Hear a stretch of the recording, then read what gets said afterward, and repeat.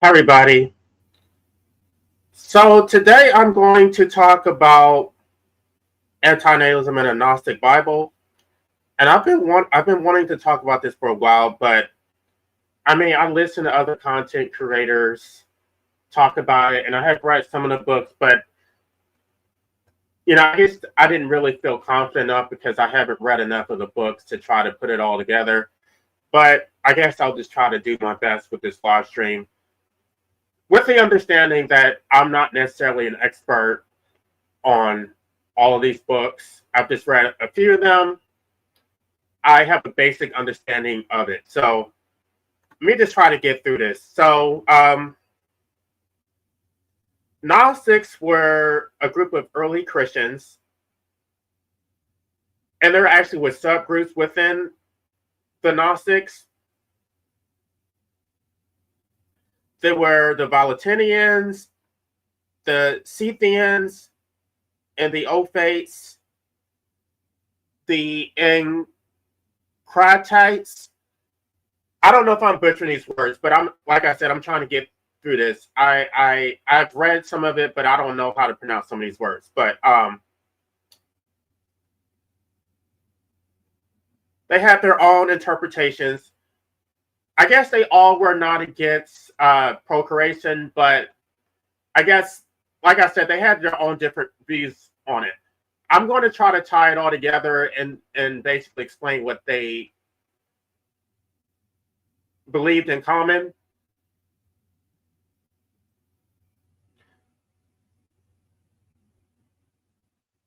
What they did believe universally is that the creator of the universe, in the Old Testament, the God that traditional Christians follow today, they believe that God is a false God. They didn't believe that Jesus came from the God of the Old Testament. They didn't believe necessarily that life was a gift. They didn't believe that humans were creations from dust, the whole Adam and Eve story. No.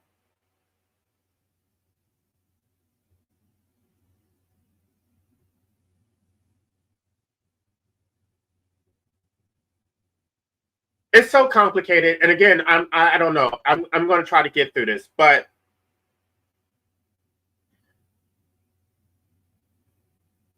Gnostics were heavily attacked by mainstream Christians. In fact, they were persecuted through like during the Crusades. They were slaughtered. They were called heretics. The Gnostic attacks were deemed forgeries and abominations. The Roman Empire ordered the Gnostic texts to be destroyed. So a lot of these books were actually burned. And there is a belief that the Catholic Church actually has all these books, but they're keeping them a secret. I don't want to get into the conspiracy theories about the Catholic Church, but there's a lot of conspiracies about the papacy.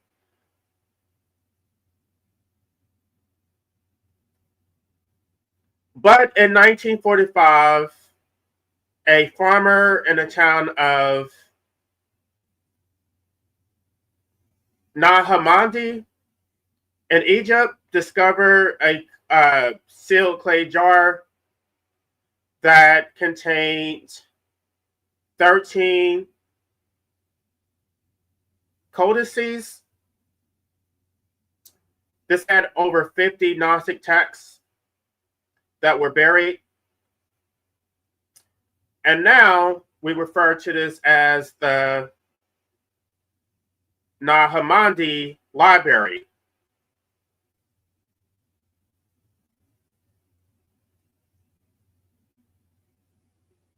So let's just start out by talking about the true God.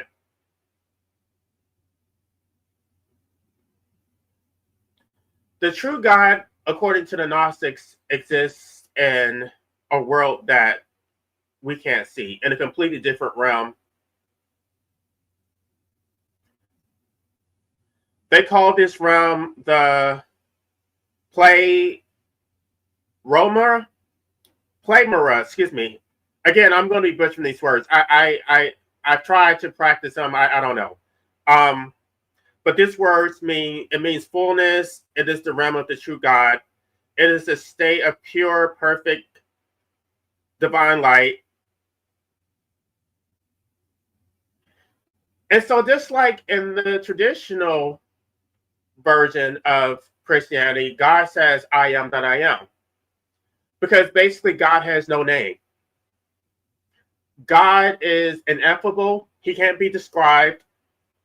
And so technically you could be a Gnostic and still be an atheist, because you can recognize that there is some type of energy force or something that created life without being able to describe what it actually is. At the very least, you can be agnostic. So to be a Gnostic doesn't necessarily mean that you believe in a deity, because we know that there is something that created us, but we can't describe it. We can't put a name to it. So, I mean, I guess you can leave that to science. But we do have a completely different conception of what the word God means. So I can say I believe in God. I mean, just to like cut to the chase, I do basically call myself an atheist just because I don't want to mislead people to say that I believe in the same notion of God that most people believe in. I don't believe that God is some man in the sky that you pray to. I don't believe that God is watching us and keeping tabs on whether we were good or bad and sending us to hell. I don't believe any of that. So just to cut to the chase, I have to say I'm an atheist, but it's not really accurate. I do believe that there is a God. It's just not the same God that the Christians worship. In fact, it's not even, you don't even worship God at all. God is, basically we're gods, or we came from God. We came from the same source. We came from the divine light, the divine spark. We're parts of that. Within the pleroma exists beings called aeons. These are emanations that flow from the true God. They are aspects of the divine. And one of these aeons was called Sophia. This is the goddess of wisdom. Sophia is actually, well, she's not really a woman, but she's represented as the feminine energy. This is where Jesus came from. Jesus did not come from the God of the Old Testament, the evil, jealous, wrathful God. Jesus came from Sophia.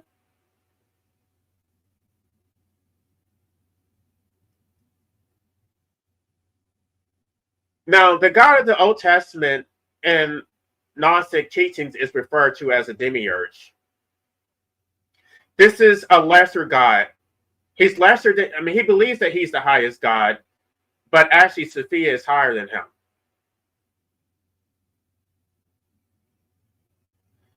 And again, I'm not clear about how this all transpired, but I believe that Sophia actually created the God of the Old Testament. Somebody who's more knowledgeable about Gnosticism can correct me if I'm wrong about that. But I believe that Sophia actually created him, or it, whatever.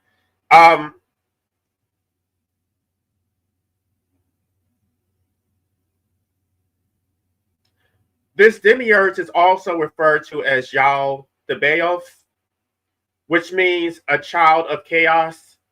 Because, you know, Christians always say that God is not the author of confusion or chaos. No, according to the Gnostic Bible or the Gnostic text, that is exactly what God is. That's the reason why there's so much confusion. That's why there's so much suffering in the world.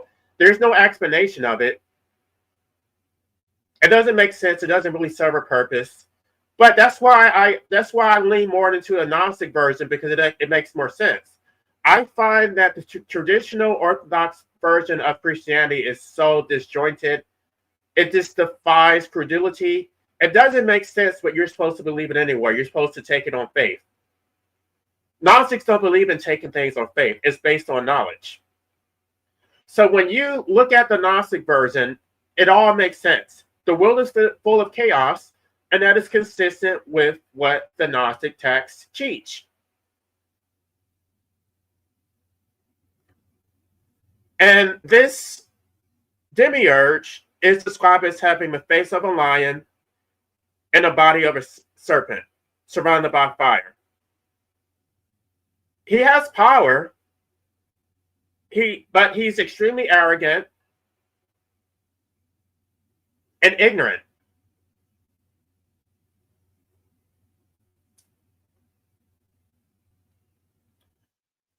He does not know that there's a God above him, which is the feminine God, Sophia.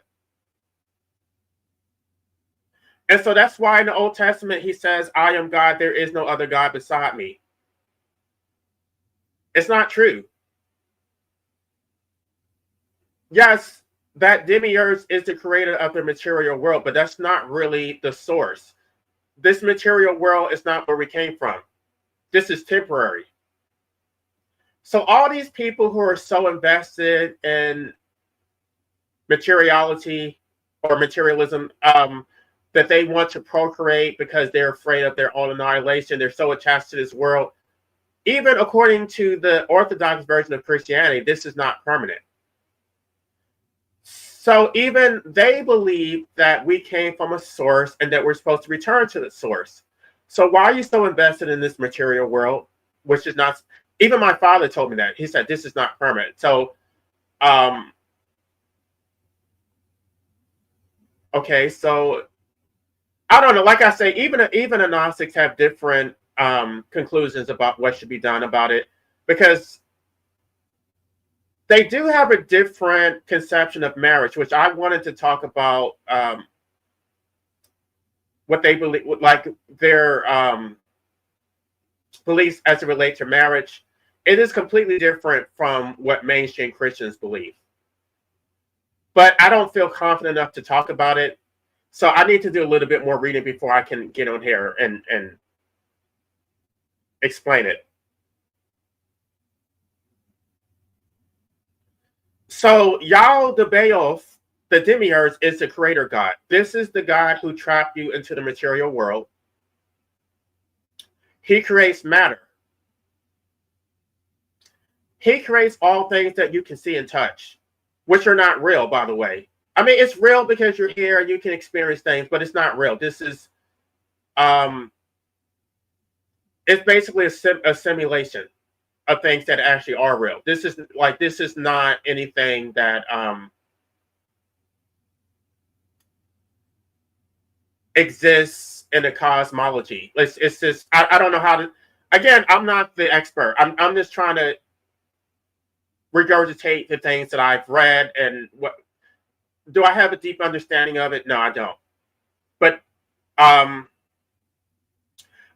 know what it is. What it is that there's different realms, and so we exist in one realm, which is the material world.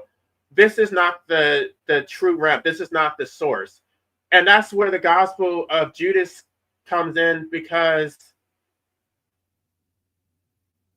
when Jesus was crucified, he actually had the ability to go in and out of different realms. And so he had actually left his body. He wasn't really crucified. But again, that's another discussion.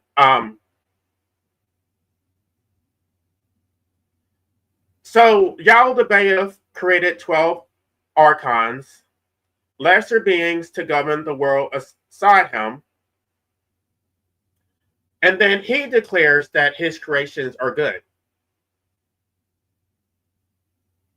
So that's the whole story of Genesis. He says it's good. We can see demonstrably that it's not good, even though he says it is. In fact, even he admits that it wasn't good, because that's why he destroyed the world in the flood. He knew that his creations were evil. He tried to correct it, but he couldn't give it up. That's why the Christian Bible is so disjointed and it makes no sense. Especially, well, the Old Testament doesn't make sense, but the New Testament also doesn't make sense without context. The New Testament makes sense if you understand the Gnostic context, but without that, it's just, turn the other cheek. Um, some man died for your sins. That part doesn't make sense.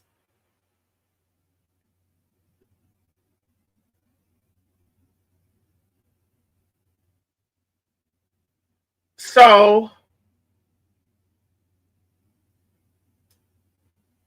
this material world was created out of his own ignorance. And the Gnostics believe that this material world is literally hell on earth. It's a prison. It is a realm in which you are cut off from the true God. You can't know the true God in this realm. Even the Bible says that. Even in the Orthodox Bible says that you can't know God while you're in the flesh.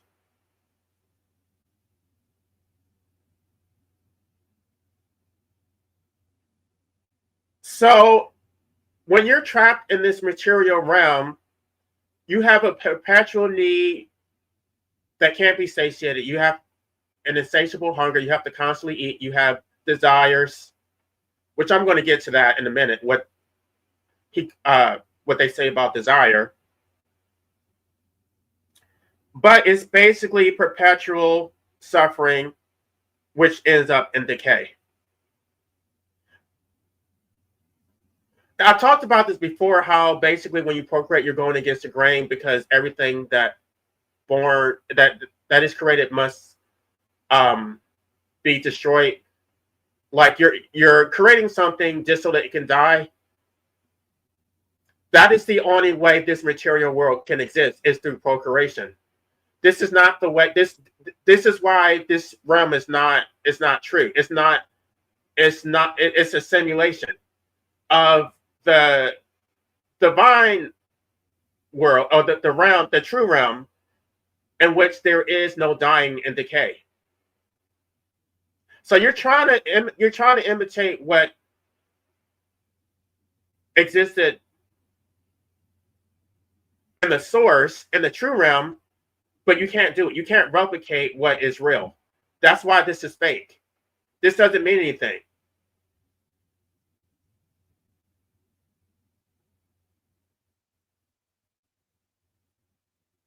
And this is the reason why the Gnostics were against procreation. Because they believe that they don't believe that procreation actually creates you. They believe that you already existed, but you existed in a completely different form in a different realm. But when you procreate, your parents basically extract you from this different realm and trap you into a human body to suffer and die.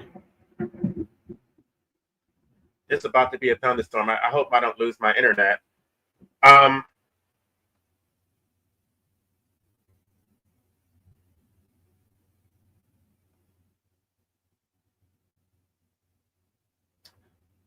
the Apocryphon of John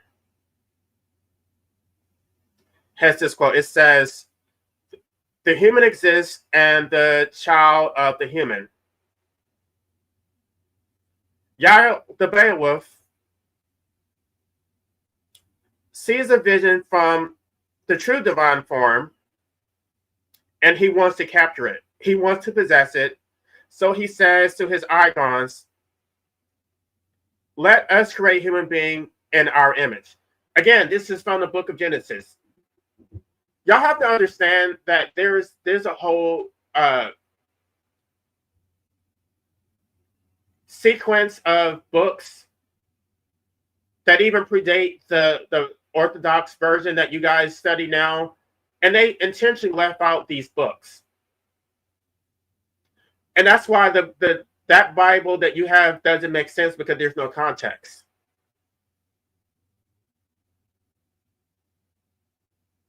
So this demiurge created a body. He put you in a material form. but it has no true life. It's basically a shell. Y'all, the Beowulf can't actually create life. He can only simulate life. Again, you came from a higher source. You were pulled and trapped into your body, but your actual spirit existed before you were put on. This is what the Gnostics believe. I don't know that it's necessarily true. I probably lean towards believing that it's allegorical. But again, it makes more sense than what we're told in that apocryphal Orthodox version that Christians follow today. So they can't create matter. They can only construct matter. They can only extract and then trap it into a body. I'm sorry, they can't create beings. It does. I guess you can create matter and trap it into a physical form, but it's not real. Again, I'm having difficulty explaining it. I'm doing the best that I can. So, their God, the demiurge of the Old Testament, is basically a deceiver.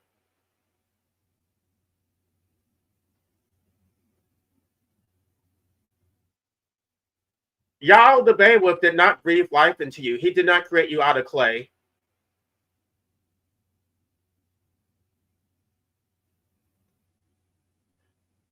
All he did was trap you into a body. He didn't,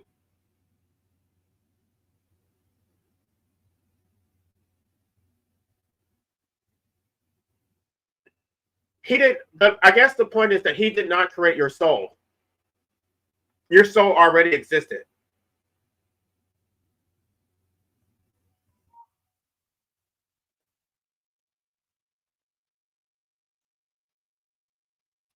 And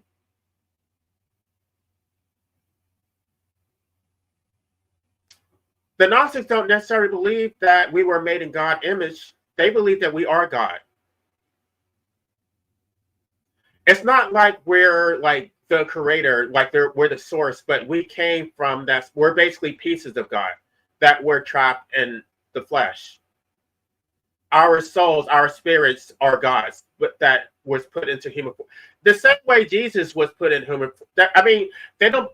I don't want to get too much detail about Jesus, but they don't believe that Jesus was the Savior. They don't believe that Jesus was a God any more than we're gods. The book of Psalms doesn't say that only Jesus. It says that we are gods. Jesus referenced the book of Psalms when he was defending himself against the attacks that he was being blasphemous for referring to himself as the Son of Man.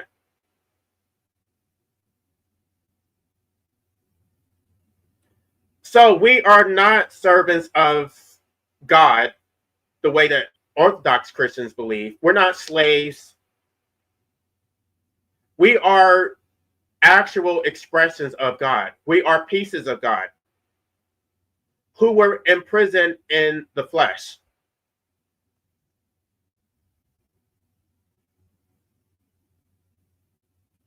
And so the deception is that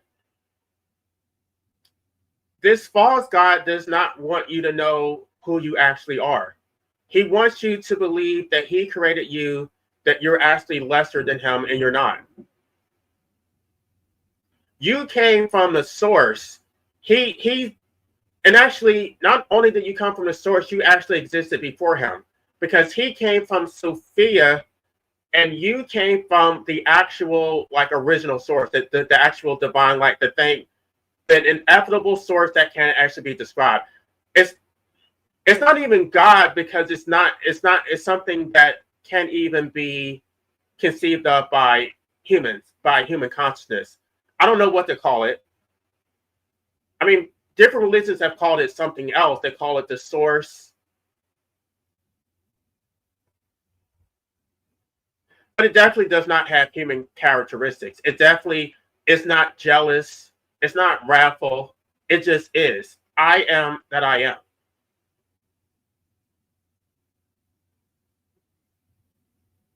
So the Apocryphon of John planted sexual desire in humans. And the mechanism is the biological drive to reproduction. So you basically have a biological urge to procreate. And this is how that demiurge exercises his control. This is how he exercises his dominion in his realm, which is the material world.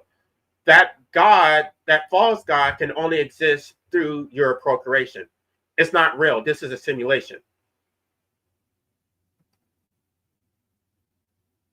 So that urge that you have to procreate is actually a trick.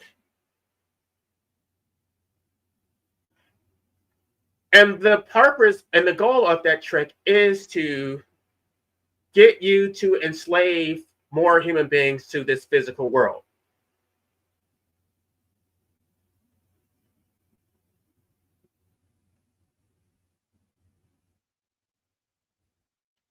So the Gnostic text says, Yahweh the Beowulf raised up birth into the darkness.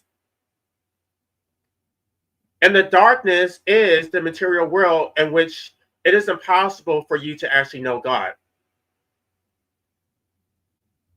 So Yahweh the Beowulf did not create life, he created darkness.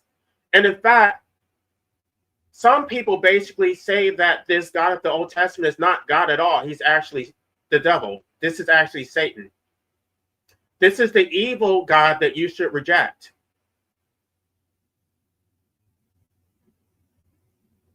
And by the way, Jesus did not come from that God of the Old Testament. Jesus came to destroy that God. Jesus came from Sophia. That's the reason why the Old Testament seems so disconnected from the New Testament. Jesus is basically saying everything that is in opposite to the Old Testament, and it doesn't make sense. It's almost as if you're reading two different religions. That's the reason why Christians cherry pick. They don't follow the Old Testament. They only follow the New Testament. They will continue to eat pork. They will go to church, or they will work on the Sabbath. It's like they don't follow anything in the Old Testament. They say, oh, we're under the New Covenant. Why? Because you know the Old Covenant is inconsistent with the New Covenant.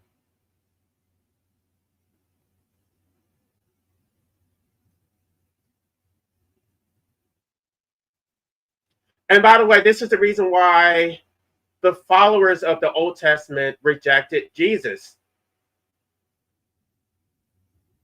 Because they knew exactly who Jesus was. In fact, they knew who Jesus was better than Christians do. Christians are the most ignorant about who Jesus was. And in fact, in the Gospel of Judas, Jesus laughed at the apostles because they didn't know who he was. The only one who knew, well, in the Gospel of Judas, Judas says that he was the only one who knew God. But in the Gospel of Mary, by the way, Mary was another apostle that's been completely forgotten. Mary also knew Jesus. The truth was revealed to Mary and Judas. The other apostles did not really know Jesus. They thought he was from a completely different realm. They didn't understand why he was here. They thought that again, it's been a while since I've read the Gospel of Judas, but basically the reason why Jesus was laughing at the apostles is because they were worshiping the false god. Jesus said that let me correct that statement. Jesus told the apostles, or he said that they were he referred to God as your God. He was laughing at them for basically worshiping a false god, the God of the Old Testament. He was telling them, or he told Judas, I did not come from that God. I came from a different realm. That is not my God.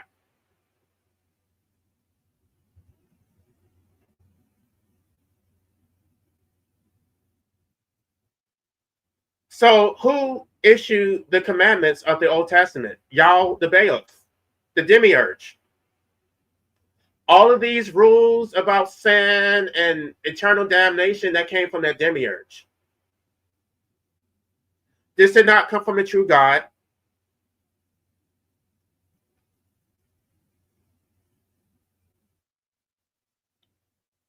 The world is not good. It's not a blessing. It's actually a trap. It's a deception.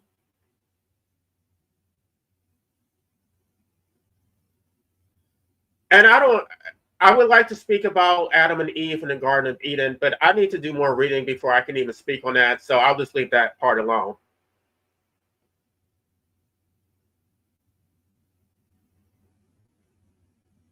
But according to the Gnostic texts, in the Garden of Eden, the serpent is not evil. The serpent is actually good, because Adam and Eve were completely ignorant about who they were. They didn't know that they were actually gods who came from the source, who were trapped into the material world. And so that's why they call it the tree of knowledge. That fruit that they ate basically gave them that knowledge. And that's why they were punished for it.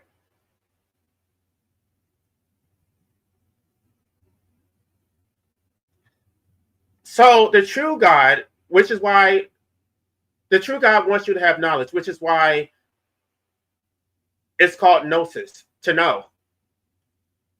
They want the Gnostics are about awareness of your divine spark, where you came from.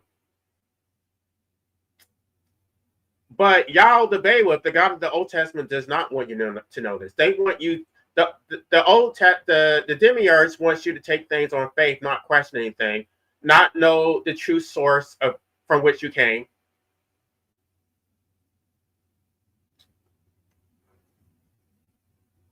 So the Gnostics don't really focus on sin as such. Sin is not necessarily disobedience to this demiurge. Sin is ignorance, not knowing who you are, not knowing where you came from,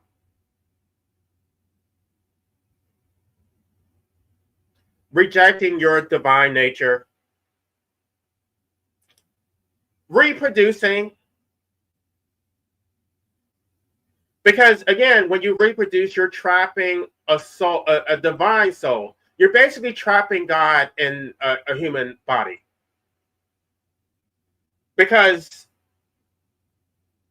that demiurge can't actually defeat God. I mean, the only thing it can do is trap a part of God into the flesh and then basically make that individual manifestation suffer.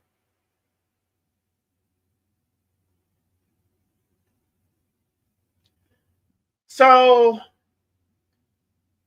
there is no salvation, because this is not real. Jesus can't save you. Jesus basically came here to teach you how to live, how to escape this hell realm. And this is the reason why Jesus was child free, by the way. That wasn't an accident. I mean, if Jesus really believed in the Old Testament doctrine of be fruitful and multiply, then he would have actually multiplied. This is where Christians just don't make any sense. If you're supposed to be following Christ, then follow Christ. Christ was child free. Why are you going around lying to people saying that to be Christian means that you have a duty to procreate?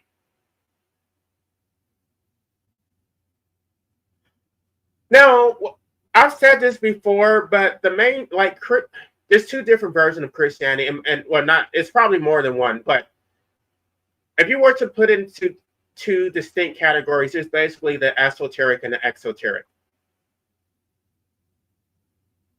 The mainstream version of Christianity is completely exoteric. It's just surface level, just not thinking, taking things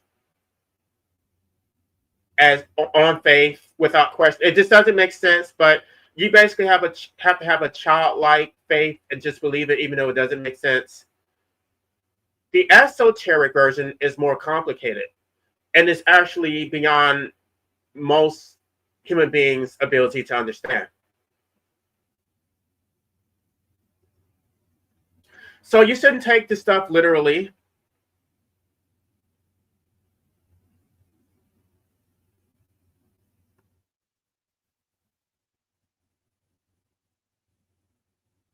Um, I guess I can talk about Jesus.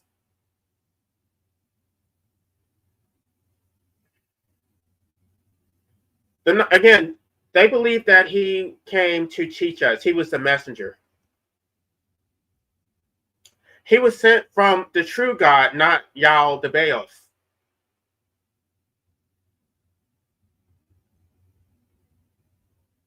It wasn't to absolve you from sin. It was to wake you up.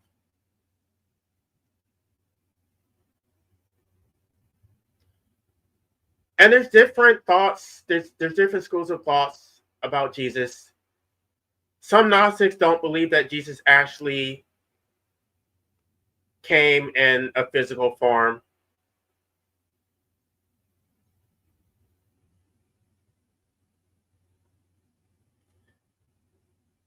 It's just that he seemed human. They don't believe that he actually took on a material form. So a lot of these stories are allegorical, and it's hard to tell what is literal, and what is, basically a story that you're supposed to learn something from.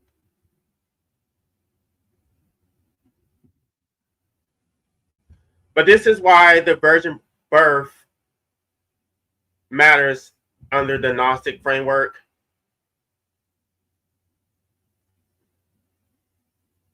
Because Jesus didn't enter the world through sexual reproduction, which is the demiurge's mechanism.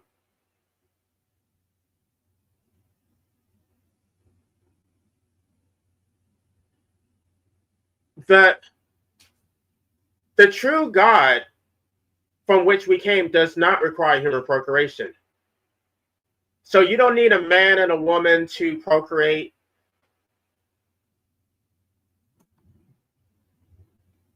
And there's another Gnostic text called the Claimant of Alexandria, which is way too complicated. I tried to read through it. I need to read it again before I can even speak on it. But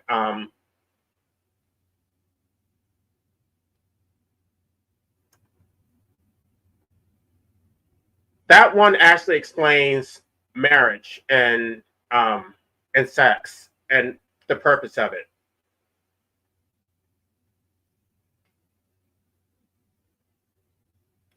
The God it comes from the gospel of the Egyptians. So in the gospel of the Egyptians, a woman named Salome asked Jesus when death will lose its power over humanity. And Jesus answered, as long as ye women bear children, as long as you bear children. So as long as you continue to procreate, as long as you perpetuate human life, there will continue to be death and decay.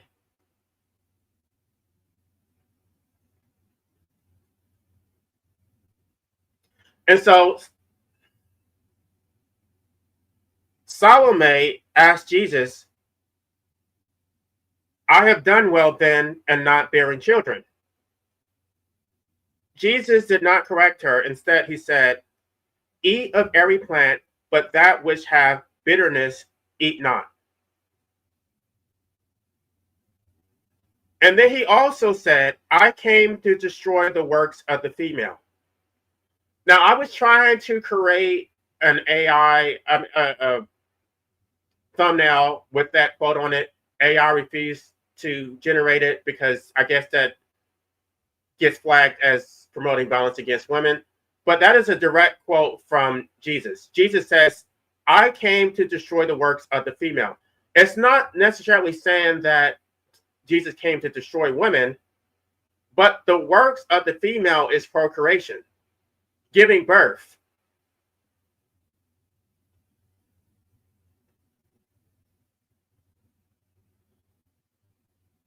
In the Gospel of Thomas, Jesus says, Blessed are those who have heard the word of the Father and have kept it true, or truly kept it. For there will be days when you say, blessed is the womb which has not conceived, and the breasts which have not given milk.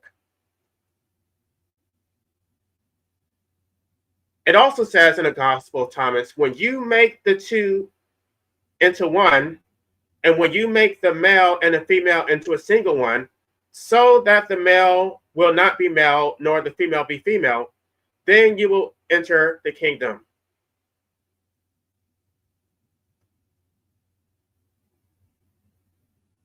And the reason why this is relevant is because in the Gnostic text, they constantly refer to the word eunuchs, which I had to look up. In order to enter the kingdom of God, you basically have to first of all, you can't get into the kingdom of God in your material form. In your material form, you're basically divided into male and female. There is no male and female in the kingdom of God. The male and female distinction is a trap by the demiurge to get you to procreate.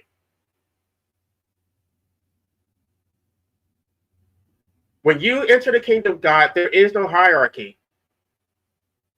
We're all basically one. We're all equal. And when I read the, what is that? The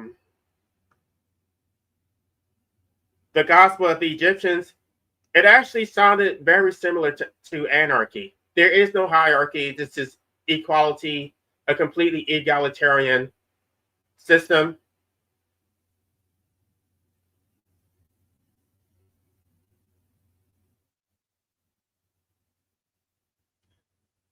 And so in the gospel, in the Gnostic text, Jesus actually blesses the eunuch.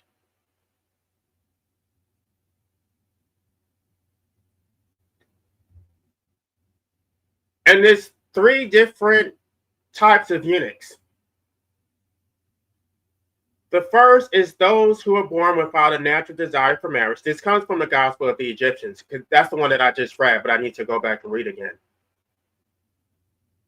They basically don't have a desire to be with the opposite sex.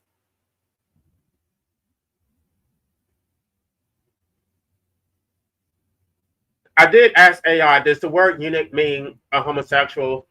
It said no. It has nothing to do with being homosexual. It's just that you don't procreate, you don't get married. So I guess that basically means somebody who's asexual.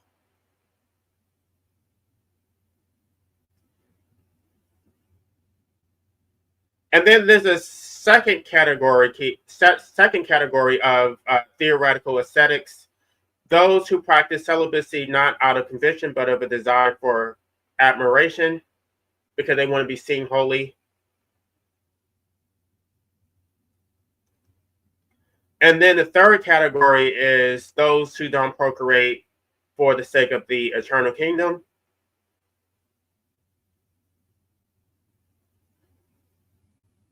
These are people who have a true understanding of the nature of the world. They have actually received gnosis, and they refuse to participate in the demiurge's reproductive trap.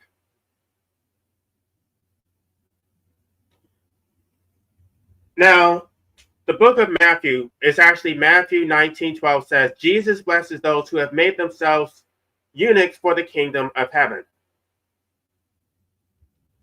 So if God truly, or let's just say Jesus, because Jesus,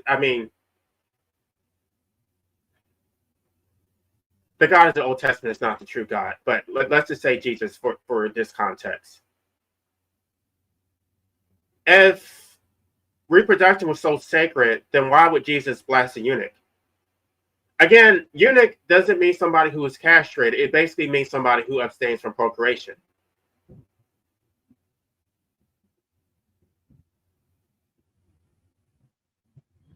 This is what it says in Matthew 22:30. They shall neither marry nor be given in marriage, but shall be as the angels. This is because angels come from the true source the same way we did. angels don't procreate. They don't reproduce.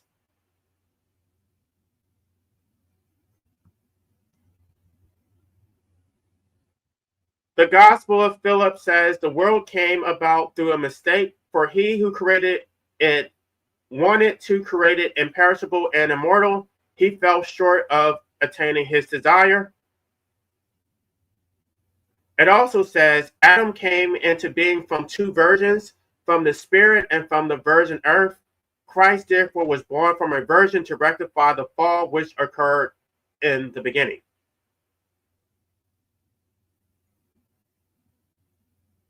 So the fall is the fact that you need to reproduce in order to exist. Because again, that is not an actual creation. That's just pulling you out from a different realm into a human body. And the fact that you have to die at some point.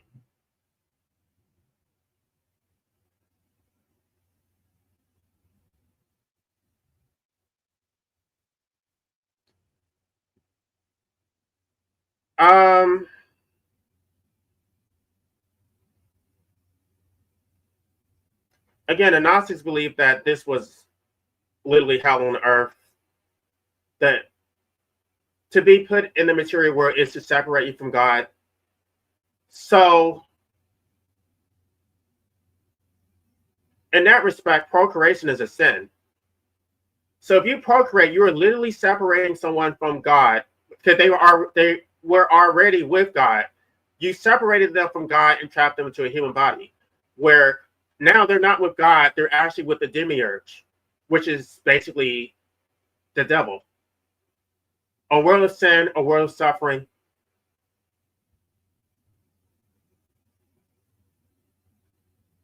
And so Jesus came not to die for your sins, but to deliver the knowledge that ends our ignorance, to show us what we are and where we came from.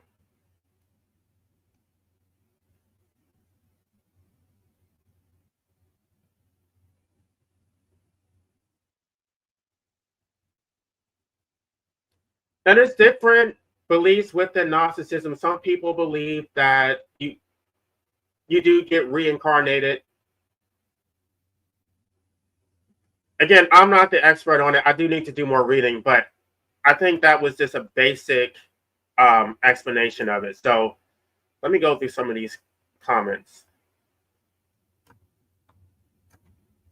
Gnostics believe that the God of the Bible was evil, called Yaldabaoth, or something like that. The God trapped everyone into a prison called Earth, and so bringing more beings is, the true God, right? Not Yahweh, exactly. The God saying, "I am what I am," is the demiurge, right? Wait. Okay, again, I can be corrected because I've only read some of this stuff recently. I'm not necessarily the expert. Okay, you know what? Let me post a link because if you guys want to come up and you have thoughts on that, you can come up here and share whatever knowledge you have. Because I'm not the authority on this. I'm still learning. In fact, I'm thinking that maybe I want to take a course. I don't even know if I have time to do this, but I really would like to sit down and actually study this stuff. Did I make sure that I posted the link? I did.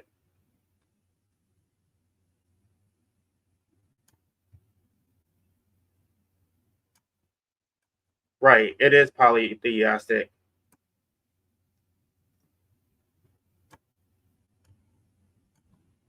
It's a learning experience. If you don't care about your life, then how can you possibly care about a more important, higher spiritual life? Because this is not real. This is a simulation.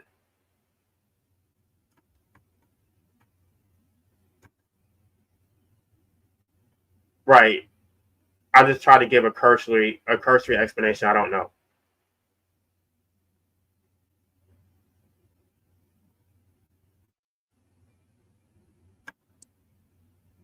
Hi, Seth Scales.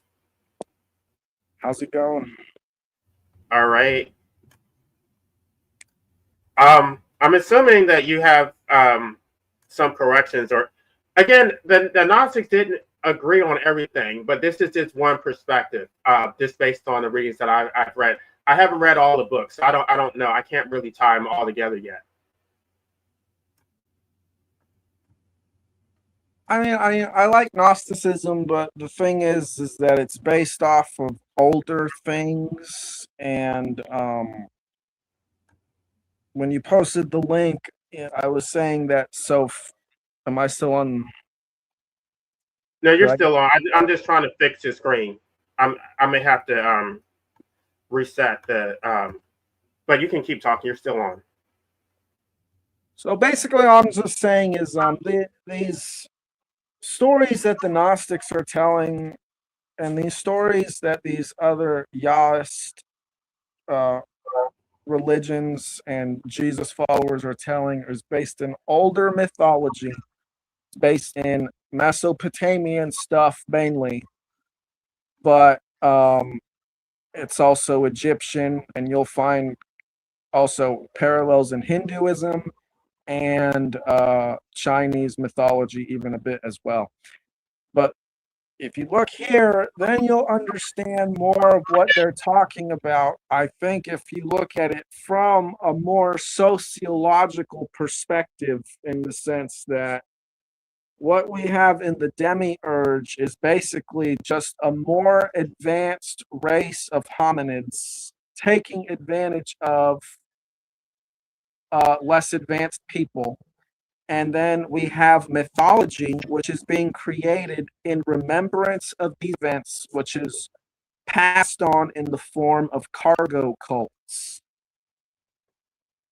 So basically, the people who are remembering the stories are actually less advanced technologically than the people they're talking about, which is why they're deified, which is why they're seen as these anthropomorphized natural forces. And the demiurge specifically is just, well, he comes from Plato originally. That's where the Gnostics get, or I should say, that's the first mention of the demiurge from Plato. And he basically describes an artificer, which is a person who takes existing materials and things and sculpts them to be, beautiful and aesthetic and natural and all that. So to Plato, the demiurge wasn't bad, but the Gnostics took the demiurge and then made the demiurge bad. Well, how can the demiurge not be bad when there's so much suffering in the world? Well, I would say the demiurge is bad, and I don't really agree with much of Plato, but this is the origins of the demiurge. So, I mean, really, I would say that the closest god in Greek mythology that fits that description, in my opinion, would probably be Prometheus, who is basically Lucifer, the light bearer, the person who equipped humanity with tools and fire. Oh, so then technology is actually a bad thing. I would say yes. Well, I mean, technology is, as it's used, is a bad thing, because it's basically just like the mythology I was talking about is just designed to create a centralized technological system to dominate people. We need to decentralize technology.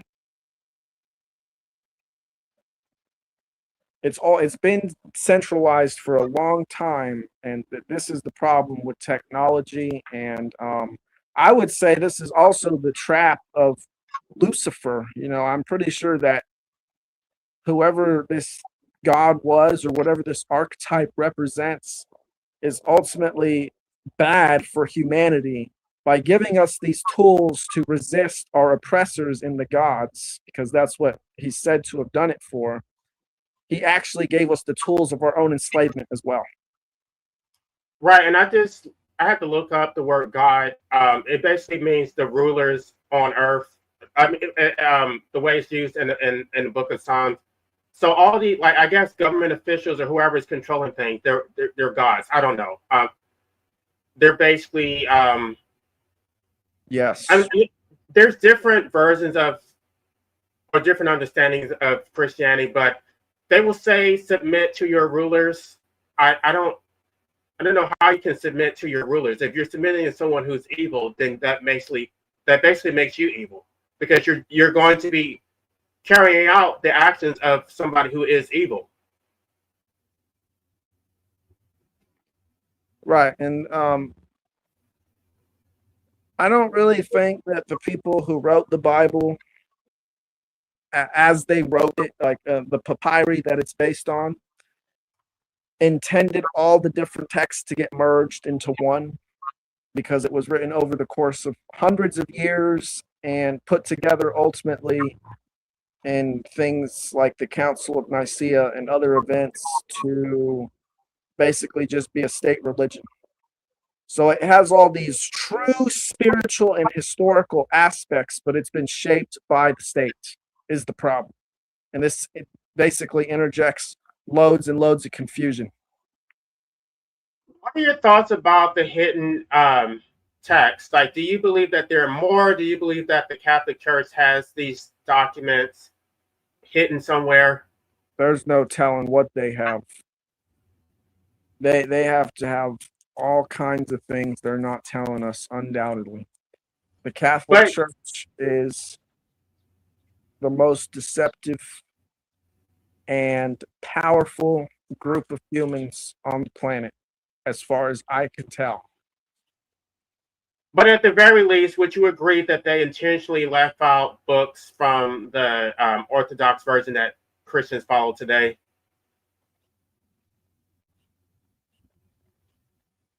Well, the Catholic Church predates the Orthodox Christianity. The Orthodox Christianity came about from the Great Schism about 1000 or 1100, around there, when the church split and they went east, I think. Orthodox was not first. It was Rome. That was the heart of the religion and always has been. Do Right, they but leave out texts? Absolutely. Absolutely. They leave okay, out all. but they intentionally left. They created the King James version that the King James version that most people follow today. Do you think that was an accident, and do you think that was intentional? Oh yeah, the King James version is not very good. There's better versions of the Bible, like um, the Ethiopian Bible is. I don't think it's been edited for nearly 2,000 years. Those people have been following the same book. So The the problem more, with some of these I'm just gonna say, the more it's edited, the worse it is. The problem with some of those texts, though, is that they were not well preserved. So there's like only pieces of it, and you have to try to fill in the gaps. They even like the Gospel of the Egyptians that wasn't kept intact. So you only got like little like pieces of it that you gotta like. And actually, that the Gospel of the Egyptians was actually more instructive about procreation, but it just wasn't complete. Yeah, yeah. The Egyptian mythology seems to be really focused on the spiritual journey of the afterlife. The only thing I really don't like about it is that it really centers on the pharaoh, and it's not about the pharaoh. It's about you and everyone else. It's about all of us. But the journeys and the tribulations that the pharaoh goes through in the afterlife is just basically reflections of um, um, I can't remember. But he sails through a boat in the afterlife, and he goes through these different stages of the afterlife until eventually he reaches the scales. Um, I guess since I have you here, I did see your outline, but I mean, do you intend to put any of this in your book, or is that going to be completely unrelated to this topic? My book is heavily focused on natural law. My book is heavily focused on identifying the false gods, like I was just talking about, the Enlils, the Marduks, and their variations of their names. Um, identify their systems and the traditions that the ruling class and the elite perpetuate, and then provide the solutions so that people can live um, self-sufficient lives without needing authoritarian systems which basically leech off of their lives. And then the third part of the book is basically what is it going to look like when the solutions are applied to the problems in in the event that civilization happens to collapse. Well, but the elite believe that whatever rituals they practice and whatever religion they practice, that they believe it has power, because if it didn't have power, then they wouldn't be the elites who control the world. So that's why they do engage in their sacrifices and their rituals, because it keeps them in power. So if it didn't work, then they would stop doing it. Right. It only works because the people empower them. It relies entirely on the people willingly supporting these systems, which is why the ruling class has worked tirelessly to convince the people that they are dependent on these systems. Well, by the way, they were practicing some of these rituals on Epstein Island. Yeah, I mean, it's the Epsteins, they've been around for literally thousands of years. But Thousands of that's why when people were so outraged about that, I was just like, I just think this performative, because what happened on Epstein Island didn't happen in isolation. It happens outside of Epstein Island. It's just people just don't care. They want to focus on that as if it's unique, and it's not. I think It what happens shocks right here. It happens to a lesser extent right here in the United States.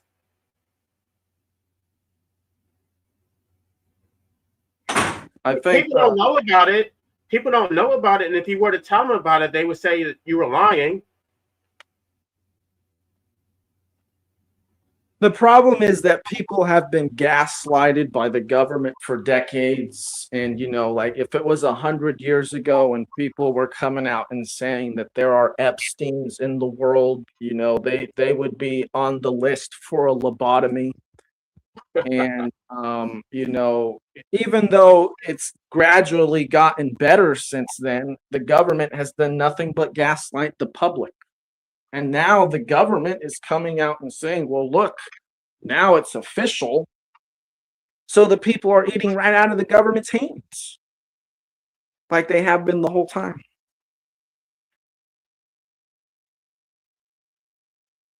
Right. I'm trying to figure out.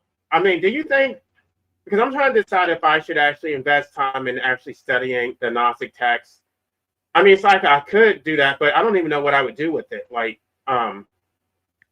do you find it to be helpful? Like, Absolutely. I would say, though, that the Mesopotamian and Egyptian stuff is probably better, in my opinion. I would say the older the stuff is, the more close to the truth it is regarding spiritual matters about how the macrocosm and microcosm function in this world. so do you take it literally, or do you see it as allegorical? Well, I see it as both. Because as I said, these are, like, if we look at Genesis, I think it's absolutely historical. I just think that the people who are remembering it are too primitive to remember it accurately.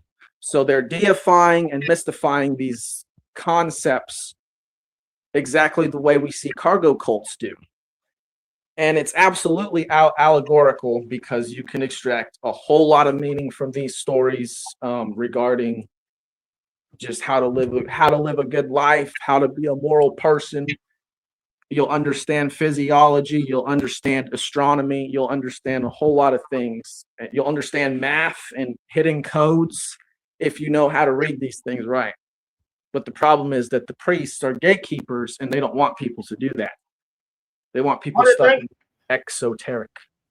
the thing about the Book of Genesis is it was just basically a bunch of rabbis who looked to the stars and they borrowed from other Egyptian religions and then they fill in the gaps through astrology, and it's not original. So I just can't. It's like if I was going to follow anything, why wouldn't I just go straight to the source?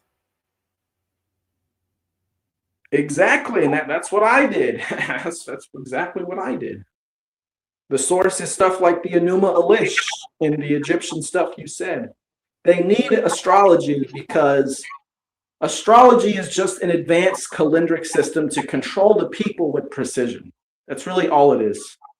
It tells them when to enact rituals so that they'll get the maximum effect from the rituals over the people they're trying to control.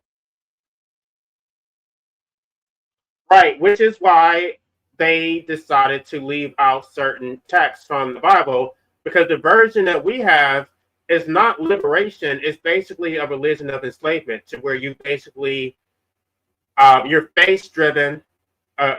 Faith driven. You become extremely passive. You turn the other cheek. You don't do anything because your answer to everything is to just turn to prayer. So you pray to God instead of actually taking action. And so it creates whole societies of slaves. And they even talk about how Christianity has a civilizing effect. It basically makes you a slave to the state, where you just obey, you don't question anything. Yeah, I just think Christianity, at least the way that they practice it, is just a religion of slavery. Yeah, if it was practiced the way it was supposed to be, it would actually be a religion of anarchy because Jesus is an anarchist in his day-to-day living. Right, and I got that vibe when I was reading these Gnostic texts. It was just like there was no hierarchy. There was not even a division between man and woman. It's just everybody was just equal. Exactly. But, because it's a state religion disguised as salvation of the soul, people don't understand that. And the other part that I guess I didn't clarify is that whole trap of Adam and Eve, that that the separation of the masculine from the feminine is also a deception. That in your true form you would be both masculine and woman. So that, yeah, I guess I should have addressed that, but I just completely forgot. Yeah, so in a lot of Aboriginal teachings and traditions, they think that humanity was once basically like these aeonic beings, like Aurora Borealis, but a living being. And we were androgynous, and that we could basically just create new life spontaneously without needing a mate. And life was so much better. And then something happened that basically made us fall from this height into the material world, and we've just been essentially descending since then. But they think in the end that we will return to this state.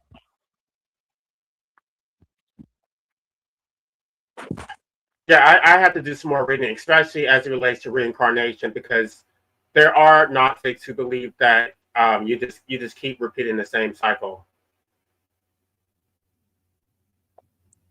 Yeah, I mean, we sure do.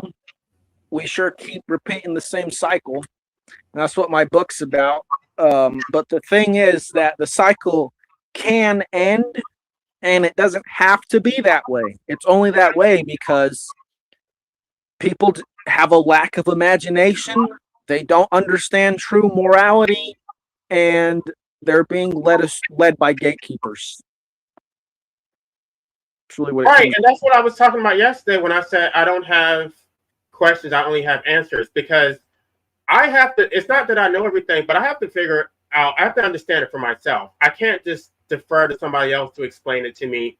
Like, if I don't understand it, then to me, I'm not going to accept it as true. Like, I have to read it. And I would just rather say I don't know. But for me to just defer to somebody else and then say, oh, I know because my pastor told me so, like, no, that's ignorance. Yeah, and in reality, I would say a lot of it is also based in Hermeticism, New Hermeticism, and Ancient Hermeticism. Ancient Hermeticism is, I would say, probably about 5,000 years old, and newer Hermeticism, I think, is probably about 2,500 years old or 3,000. Still pretty old, but basically, in Hermetic tradition, you're either controlling your own destiny because you understand how the world works, or you're being controlled by people who understand how the world works because you don't. And this is exactly how these priests operate, except I would say a lot of them don't really know how the world works, nor do they understand their religion, especially if they're out there promoting things like voting. But this is the hallmark of all religion, to basically control people who don't understand how the world works because the priest thinks they know better. Well, not just voting, but they believe in the state. I almost feel like the state is a theology. Like they act like they believe in the power of prayer, but in fact they actually pray to the state. It's like, oh, the state, please fix my problem. Oh, state, please regulate morality. Please tell people they can't get abortions or get married or for use the state to impose my morality. So if you really believe that your prayer is so powerful, why are you begging the state to force people to live according to your standard of morality through violence? Another point would be, how is it that Jesus himself will say that we cannot serve two masters while at the same time being just brutally killed by the state? While at the same time, you have many Christians, they'll sign up to be police officers, they'll sign up to be soldiers, when Jesus was literally murdered by a Roman centurion, basically the police officer and military dude of their day. Right. So Jesus was literally killed by the state. Yes, and they don't see it. They can't understand, or they don't seem to understand the implications of what the Roman centurion actually killing Jesus means. And then what does the Roman centurion say after he kills Jesus? He just kind of sits there like a dunce, and he's like, "Oh my God, I guess he really was the Son of God. Wow, I guess I messed up." Yeah, I think I'll do a follow up on that, talking about how Jesus was killed by the state and the implications from that, because I think people are not making the connection. Yeah, I mean it's clearly a religion of anarchy and accepting that nature is the only hierarchy that man should adhere to, or God, or whatever you want to call it. But people want to delegate their self-ownership, their sovereignty and authority over themselves to others and abstract ideas. Right, because it's not about you not having faith in God. You don't have faith in yourself. You just think that you're incapable of, basically having self ownership and like living. You're basically incapable of being free. So if you're incapable of being free, I don't understand why you would want to replicate a system of enslavement. You're so afraid, you're so terrified, you can't defend yourself, and so it's like, oh, state, please save me.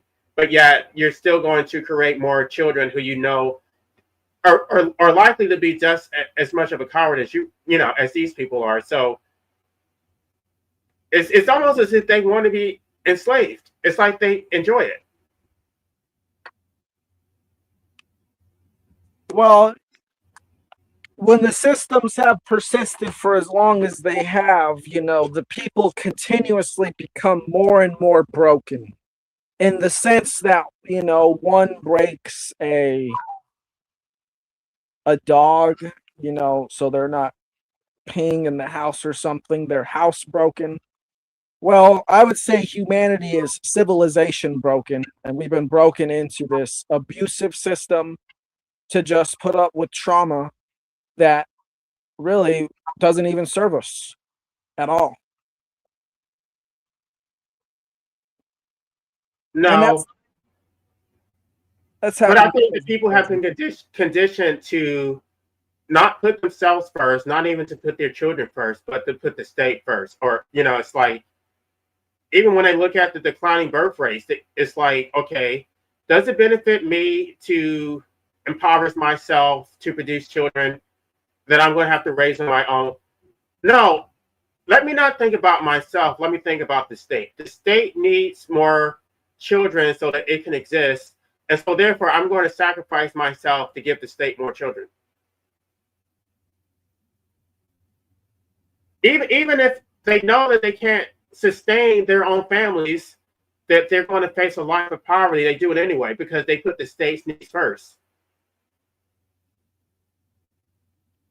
So Well, it's just like the most sacrificial way of existing. And I almost believe that statism is its own religion. They do worship the state. The state is their God. well, it is a religion. It absolutely is a religion. People they've been conditioned to think of just things like Christianity or Islam or Hinduism or Buddhism or whatever else. They think these are religions. And yes, they are, but it's more than that. Religion etymologically comes from the word religare, which means to bind or rebind. So, what are you binding yourself to? Well, it's a mental binding where people are binding themselves to beliefs or worldviews. And you can bind yourself to the belief in statism. You can bind yourself to, worshiping some sports team and giving them all this attention and energy and going to them every Sunday or whatever. It can be anything. Right. Yeah. Yeah, I'm going to try to make that connection and lay it out because I think a lot of people don't see it. Yeah, I mean, a part of it I think is a big joke. I know for a fact that the priest class looks down upon everyone else because I know for a fact they did so in Mesopotamia. The bureaucrat class, the people who were trained to read and write cuneiform like 4,000 years ago or more, these people looked down on everyone else around them as illiterates, and they were basically the priests of their day. And the priests we have now are carrying on the same traditions of these people. So basically, humanity has just been led by people who think they're dumb and talk to them like they're dumb, which is why we get these stories that make no sense with all this double and triple and even quadruple meanings in them. Right, because they know that people are, they're just like they're desperate to find meaning in life. They want to rationalize their suffering and believe that there's a higher purpose, and so they're going to turn to religion, and they do sort of capitalize on their ignorance, and they use it for their own control. And by the way, these people, the religious leaders, they don't believe it themselves. And you can tell they don't really believe it because they don't follow it. They want to tell you to follow it, but they know that it's not true. They're making all this money, they're getting all this power, and they do whatever they want to do. And look at the way they live their lives behind the scenes. Yeah, they they do have a religion. They do have beliefs. It's just based in egotism. And there are traditions and systems in place that basically maximizes the output for these people's egotism if they're willing to put in the work. But if they don't put in the work, these elites, they're not going to get anything out of the systems that are basically designed for them. I just don't know how to be that duplicitous because I was trying to figure out, can I actually contort my mind to be that evil? Like, could I, like, for example, start my own religion or my own church and just lie to people and get money and not slip up, never actually tell people my true motivations? How do you, like, put on this mask and maintain it and never slip up? You would actually have to be evil to do that. These people are not like us. They're not. They don't have moral conscience. They have parents who basically, as early as they can, try to ingrain or weed out a moral conscience of a person. All of these kids, like, like a Baron Trump or whatever, the Elon Musk's kids, they are subjected to huge amounts of trauma all throughout their lives so that they conform to the standard that their parents want them to. Some of this trauma includes being touched in inappropriate ways when you're still in the cradle. Some of these include being forced to kill and eat your dog. They have these people do all sorts of weird things so that way when they're an adult, what is an average person? They've already done all this messed up stuff that their families put them through. It's a cult. Right. That's what I was saying. Like, they believe that those rituals have power. That's why they do it. Um, Paris Hilton was actually, I mean, she didn't go into the full extent of what happened to her, but she was talking about things that happened to her as a child. I guess her mom sent her to some school and she was basically abused. Um, I mean, she didn't talk about everything that happened to her, but yeah, that's what happened to these people. And that's why, I mean, they do put out a facade like they're so happy and their lives are so perfect, but you can see that they're broken people. Yeah, and broken in the way I described, like they're conditioned to conform to the system. But I want to bring up something I was just thinking right now. I remember that dude Macaulay Culkin when people made a big deal about him and Michael Jackson, and he continuously said basically nothing happened. But then there was a time when Macaulay Culkin did come out and say certain people, I can't remember who they were, but he basically said that the people of Hollywood are these predators in that way, in inappropriate ways that people thought of Michael Jackson as.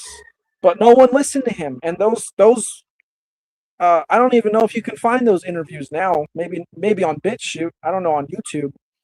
But no one listened to him. And then, now, like I said, because the government's coming out and saying that, yeah, this stuff's happening. Now people are taking it seriously because their God has said that it is true, or at least it could be happening. Right. Michael Jackson was actually protecting those children. That's what Neverland was, or whatever it's called. Neverland was about protecting those children from the predators. Yeah, I mean, it's all about gaslighting the public. That's what it is. But it's just so interesting how easy it works. It's just like you can just tell them anything, things that don't even make sense, things you can put the truth in front of them and just present them with a false narrative, and they'll believe the false narrative every time. It's like um it's like they don't think. It's like some things just don't add up. Some things just don't make sense, and it's like I don't care what the media says. If it doesn't make sense, I don't believe it. Yeah, I mean, everything you see in the media is scripted as well. I would say everything you see on TV is scripted. Movies, shows, sports, news events. It's all TV commercialization, really designed to show you ads. That's all TV is, and that's all the media is. It's corporate Yeah, TV. I'm not even going to say this employer because They don't have to. I used to work for this big company. I'm not going to say who they were, but there's a certain celebrity who came, and I wasn't there that day, and so I missed it. And they were just like, "How did you not know that he was coming? Don't you watch the news?" And I said, "I don't watch the news." And they basically said I was dumb, and I'm just like, "No, I don't watch the news because it's full of propaganda. Like I feel like it rots your brain." Like they didn't get what I was saying. Like I don't watch the news because it's basically once you watch it, you have to undo the programming. It's very dangerous to your mind. It's poisonous. Yeah. Yeah, it is. All it is just bad news, and then they'll give you some pointless feel-good stories every once in a while because they know they subject people to all kinds of bad news.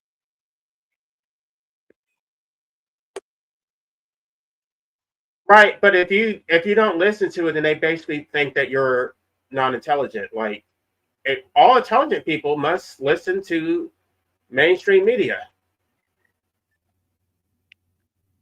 Like Well, read the paper, listen to Fox News. Like I'm not watching that shit. yeah. Yeah, it's bad. And I know this because I've been an activist. I've been to like protests and things that have gone on, and then you think that it's going to be in the news, and it's not on the news, or they will spin it. I have actually been interviewed by major. I mean, whatever.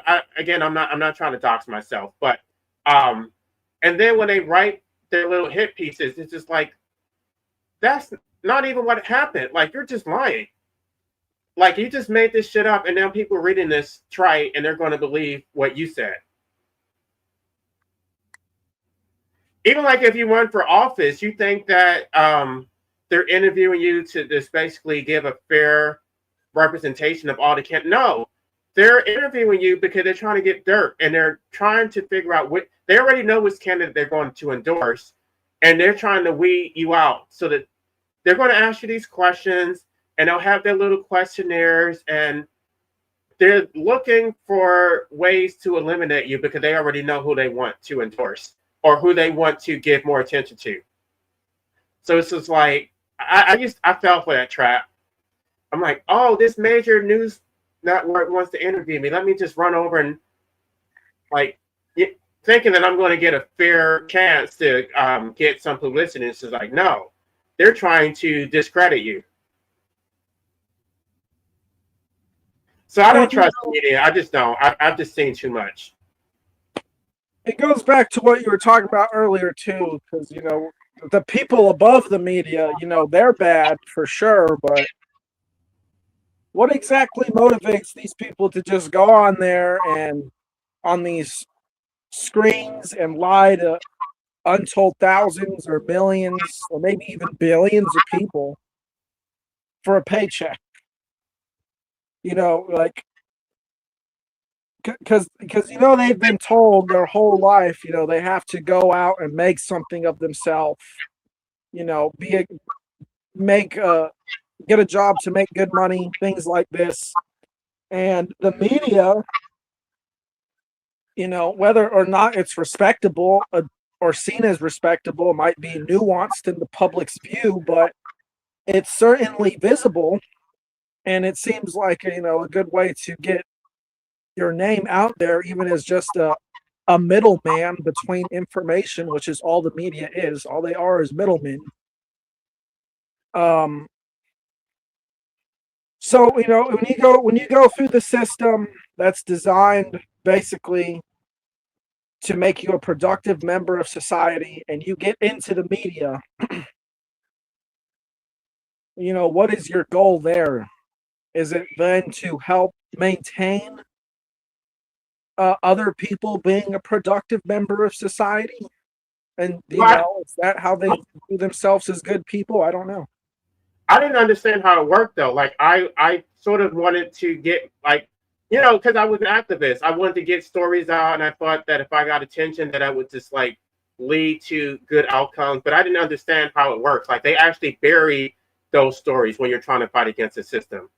And these media people are so polished. When you see them on TV, it's like they were like as soon as that camera comes on, they become a completely different person.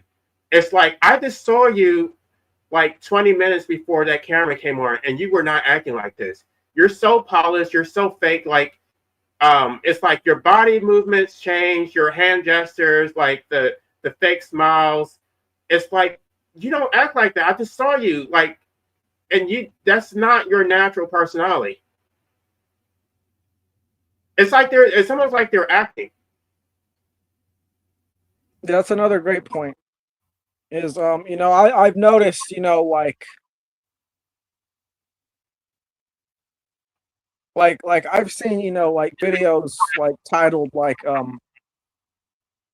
watch a reporter go from white to black in like 10 seconds.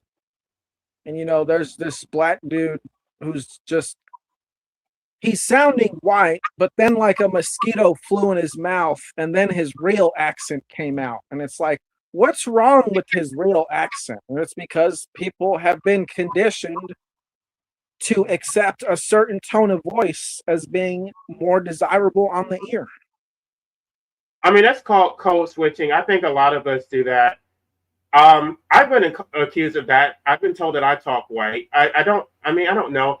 I think because I did grow up in a hood, but it's just like I lived in the suburbs, and so then I started talking a different way. So I don't know. I don't think that I'm pretending. This is just the way I naturally talk.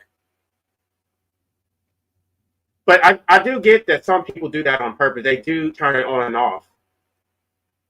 It seems more like you're more likely to do that if you're some sort of reporter. It seems like Right. your job is dependent on it. Well, you have to because you have to be authoritative, and if you don't, you basically have to seem more elite and more inaccessible. And for whatever reason, it's just like you look at these people on TV. They seem so more sophisticated, and the more sophisticated they present themselves, the more you're likely to believe them. So they wear these expensive suits. The women get their hair done, and it's not like a regular hairdo where you just go to some beauty shop. No, it's just like you can tell they spent probably hours or like on their hair and makeup. It looks so professional. Um, there's no wrinkles in their clothes. They don't have any runs in their stockings. Everything is so perfect.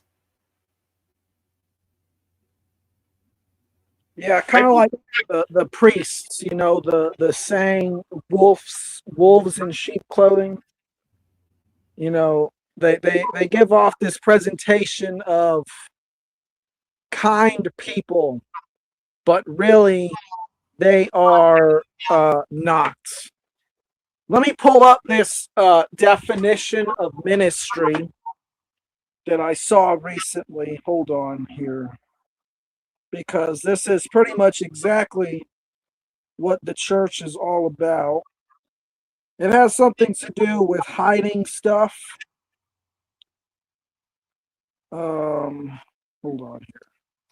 You're right because there was this news reporter. No, actually, he was a weather reporter, and off camera he was so rude and arrogant. But as soon as that camera came on, it was just like a completely different person. Um, and I'm just wondering, like, are they all like this? Like, this guy was a complete arrogant, like, piece of shit. But on camera, you would never think that because of the way he presented himself. Yeah, could you imagine how politicians are? But here's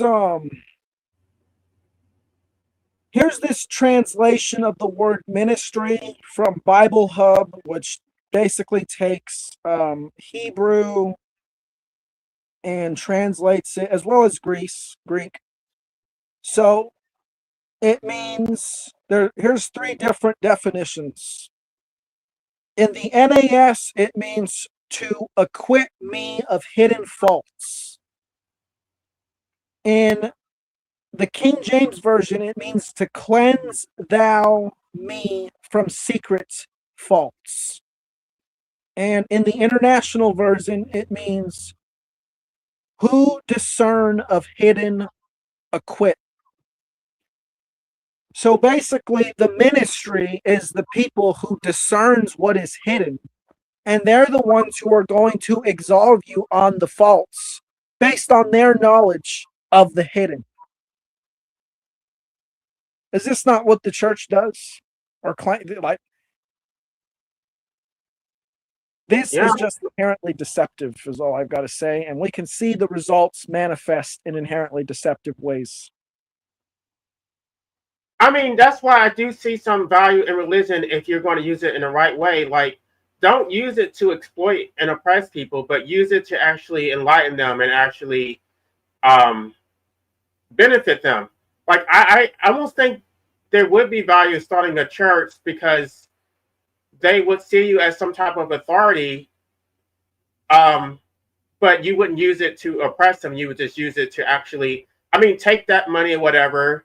Don't like enrich yourself with it, but use it to actually help the community or like cheat. I mean, because you're teaching them biblical principles, but you can also slide in your own philosophy in it. Like, it's almost like unless you hide it in religion, then people don't take it seriously. This is why they created the Kabbalah. The Kabbalah was, I mean, when you're looking at older religions, it's kind of harder to discern like who wrote it and where it came from. But the Kabbalah was completely made up. Like, it came to somebody in a dream, and because it was really philosophical, but he basically said that I can't present it as a philosophy. I have to present it as a religion, otherwise nobody will take it seriously.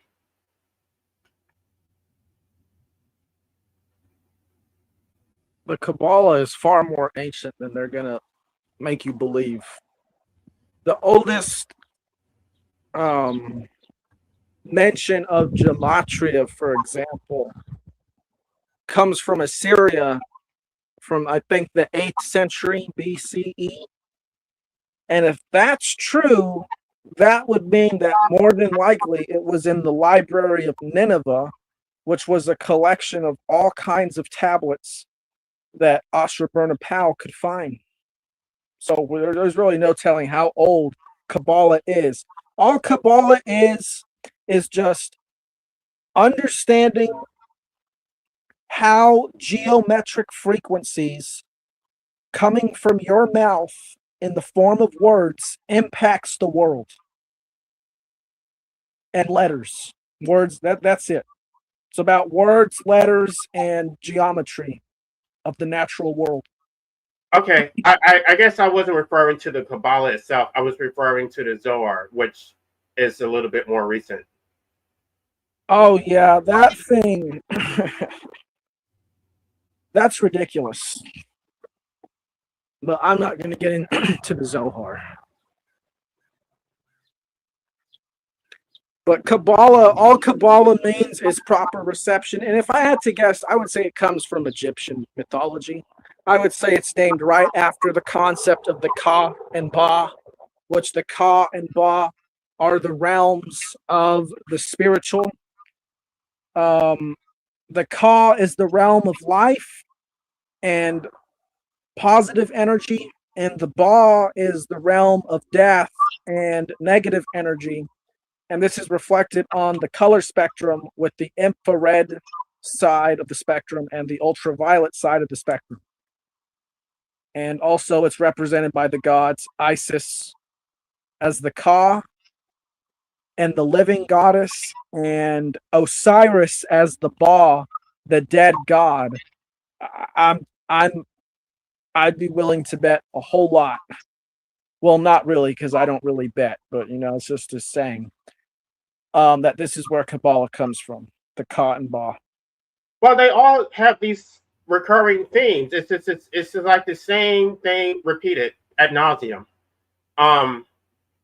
I think Gnosticism is really just it's Gnosticism, the Kabbalah, all of that is it all goes back to the same source. So I almost feel like maybe there's more value in going straight to the source. And I mean, but it just takes so much time to try to study all this, and you would almost need to make that a profession to even have time to do that. Yeah, and you can listen to some people who know what they're talking about as well. That will help out a lot.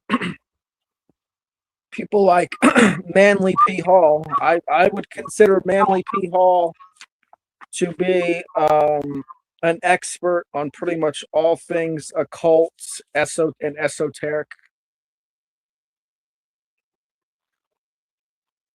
Yeah. I think he could greatly accelerate one's understanding of these subjects.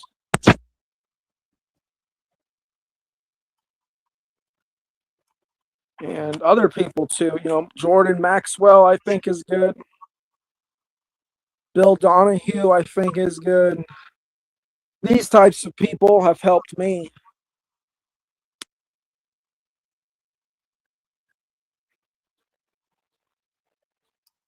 Yeah. Because, I think like if you just go in and read this stuff and, like let's say you go to school all your life and you go to college and you believe that stuff, you believe the stuff that school taught you and you believe the stuff college taught you generally. I would say most people who do that generally do believe the stuff to an extent, or at least they're programmed on that stuff. So now you're going to take all this programming to make you be a conformed citizen, a productive member of society. And then now you're going to go start to read these spiritual texts, and you're going to take all this baggage with you. And you're going to start to see these things maybe from a secularist perspective.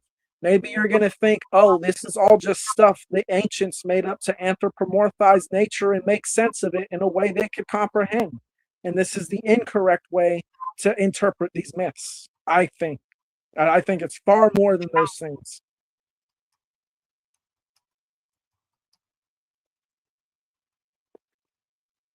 I'm trying to look something up. There was this guy, I can't remember his name, a so-called conspiracy theorist who came before Alex Jones, but he got assassinated, and his name was William Cooper. You're talking about these truth speakers, like, you can kind of tell that they're telling the truth because they'll be taken out, and William Cooper is one of them. William Cooper was saying a lot of things. They said he was the real Alex Jones. Like, Alex Jones is basically COINTEL. Have you looked into William Cooper? Yeah, I've watched a few of his things. One thing I watched of him is he said, one of his political stances I remember him saying was, most people or everyone, he said, is either basically like a fascist or a communist or an anarchist. They either want some sort of authoritarian system or they want some sort of, or no system at all. Or maybe it was libertarian. It was either libertarian or anarchist. But I saw what he was saying because, either you're all for it or you're all against it. And then you're somewhere in the middle to some degree. So I definitely think Bill Cooper is good from what I've seen of him. Well, he was trying to expose the mystery schools and these esoteric, like, hidden secret societies that exist in America and across the world. He's the guy who said the Jesuits were founded by the Illuminati. Okay, right. Yes, I remember. And they took him out. So it's almost as if I actually put that in my book.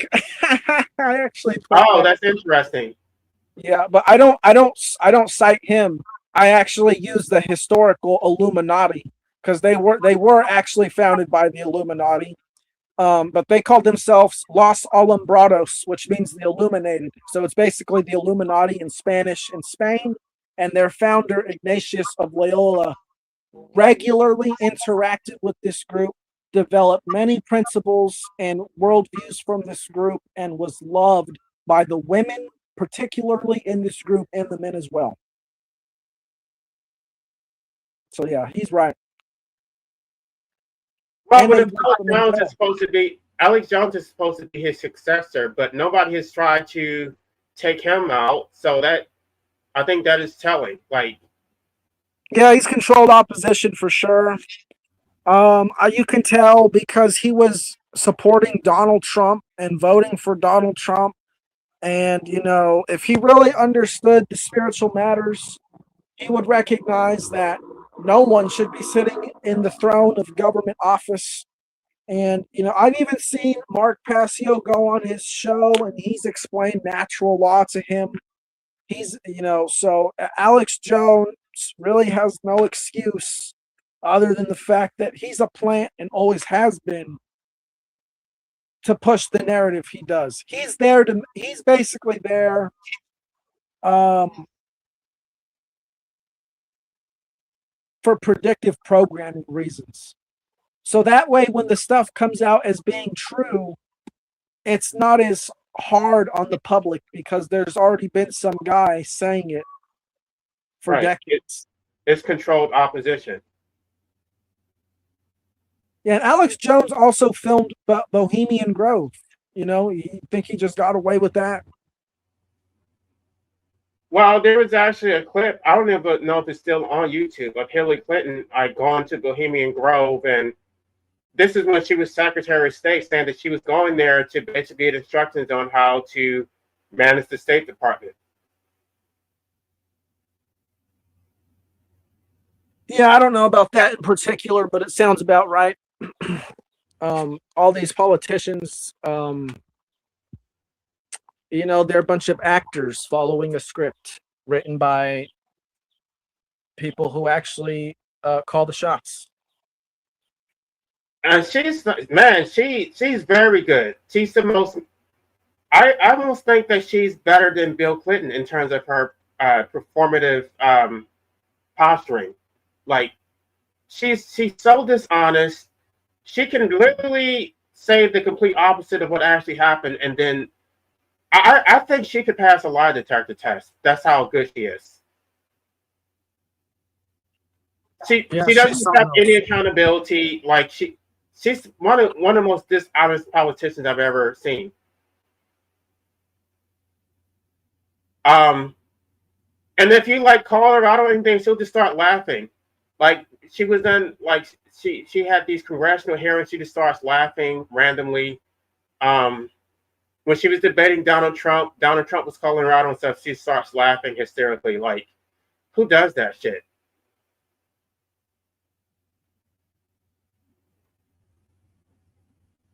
Well, I don't really know about Hillary Clinton, but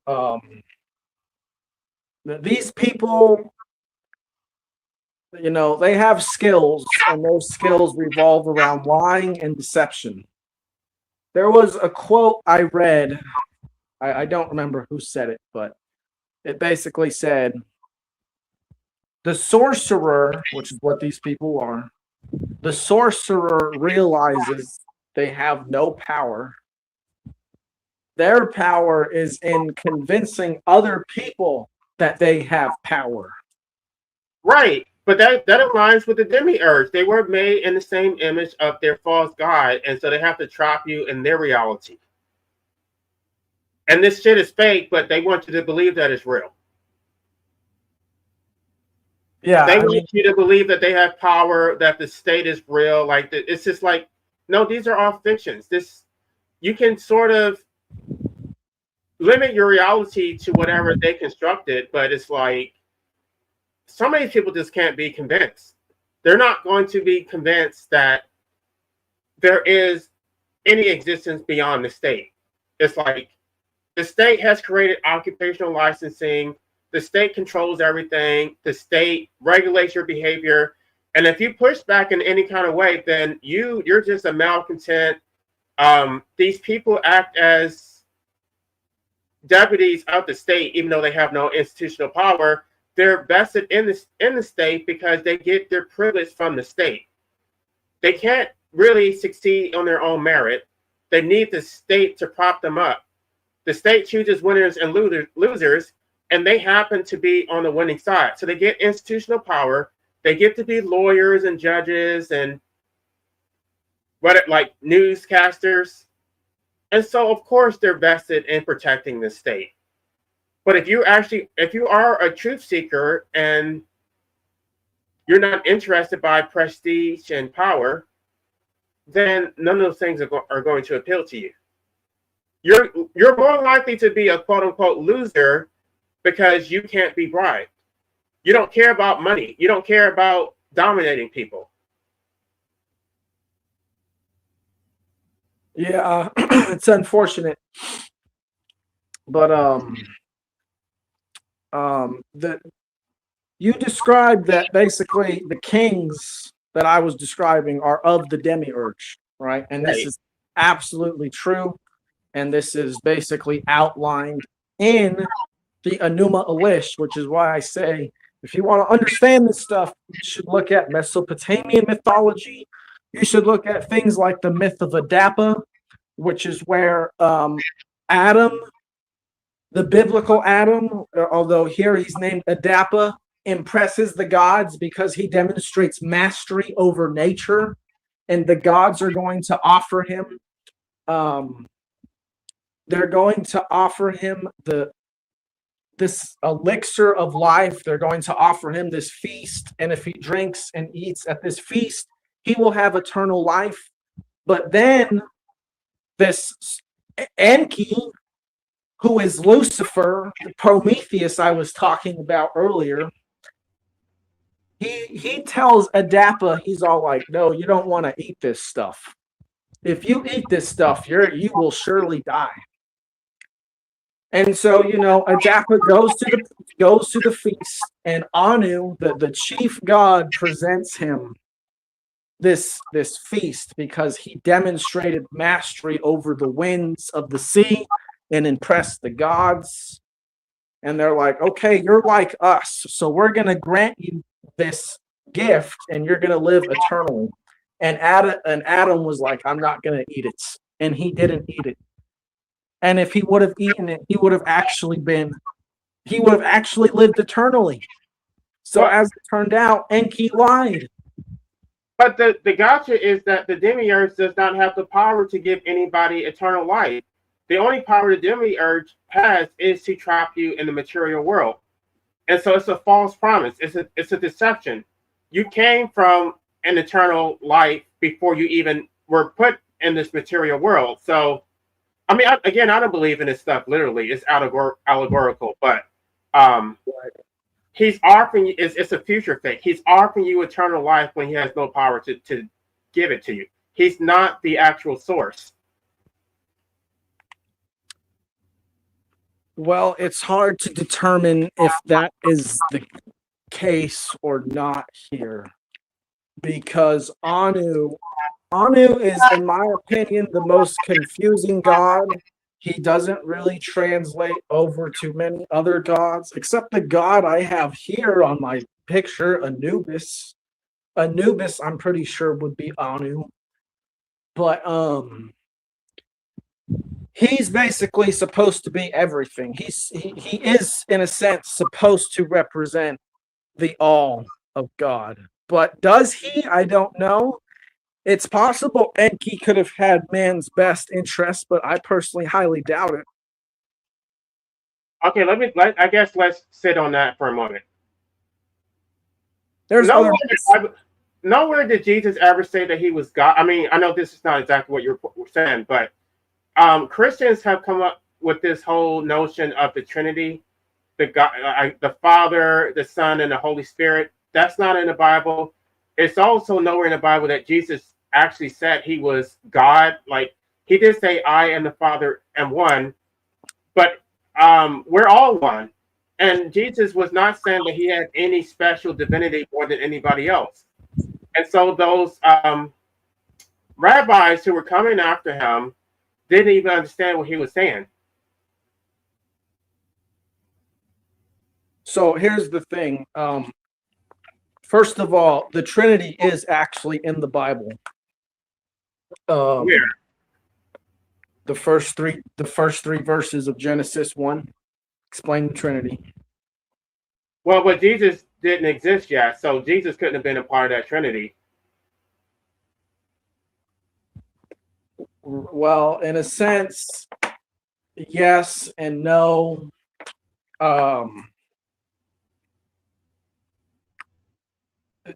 The second thing I was going to say was going to be that Jesus is saying that he's divine and he's of God is because it's his way of saying everyone is of God. Right. Exactly.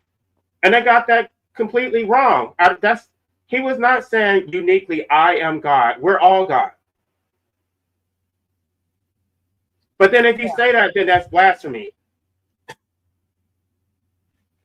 And you know what's funny about that is that's exactly what was happening in Jesus's day. Is he was saying that and being accused of blasphemy himself. Then why even put it in the Bible if that's blasphemy? It's like they put it in there, and then you actually read it and understand it and actually articulate what the Bible actually says. Then somehow you're teaching a false message. Well, Objective Ethics brought it up earlier. He brought up a verse that I think will clarify what's going on here. Is he says that, or Jesus says rather, that he came basically to bring war to the earth and he came to divide people. And Jesus is a spiritual warrior at war with the systems of tyranny. And he knows how much people love their systems of tyranny. You know, like you learn talking to people on panels that you think, you know, people love being enslaved. Jesus knew this.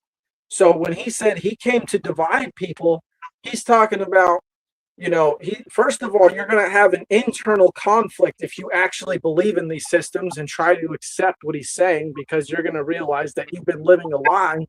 Second of all, he's talking about the people who are not going to follow him and are going to resist his way. You know, this is the war, you know, people who are going to actually try to physically harm him just because he doesn't want to be part of these systems, just because he's saying things like he's the Son of God.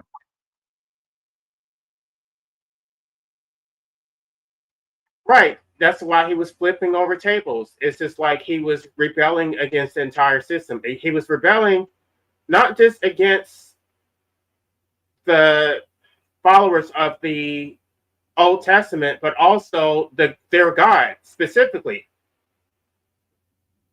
Well, this is why it's contradictory, is because the priests today who promote this religion are basically no different from the Pharisees and Sadducees. And Jesus, their prophet, is against them.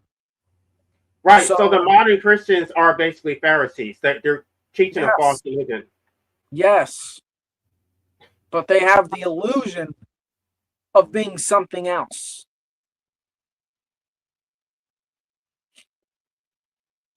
You know, like just think of the amount of donations that churches take in. It's insane how much money they take in. And you know, I don't think Jesus really took many donations like that. You know, he certainly wouldn't be living in some multi-million-dollar mansion driving all these cars just because he preaches at some mega church. And whatever Jesus did receive, he gave it away. It's like he was constantly giving away food and wine. He really didn't need anything. He did not want for anything. So he was not materialistic. This whole prosperity ministry is bullshit. It would be easier for a camel to go through the eye of a needle than for a rich man to get into the kingdom of God. Yet these people love nothing more than money, and they act like money is a sign that you're blessed by God. No, You don't need your blessing from God because you already blessed yourself. So, um, Blessing is of the demiurge, right? You know, right. there are people who say it on panel a lot. I've never really corrected them because I kind of don't want to, but the word bless, when you break it down phonetically, you are literally saying be less. You are be lessing other people. You're saying be less than me. God be less to me. And also, when you look at it etymologically, it means to consecrate with blood, to go along with their blood religion. So they're telling God to be less than them. Is that what it means? I mean, God. Oh, I Well, see. God blesses people typically. You know, only God can bless people, and they'll say, "God bless you, God bless you." And you know, as I'm describing, they worship the God of the Pharisees, so they're basically saying, "Demiurge, bless this person." So basically, humble them. Yes, and you know what else is there? There is also there's here's another thing Christians don't understand. They don't understand what humility means. There's a correct humility, and then there's the Roman Catholic meekness that they preach. The word meek originally meant a disciplined war horse. This was a horse who, in battle, would not falter under stress, and they would maintain their composure. This is what meek meant.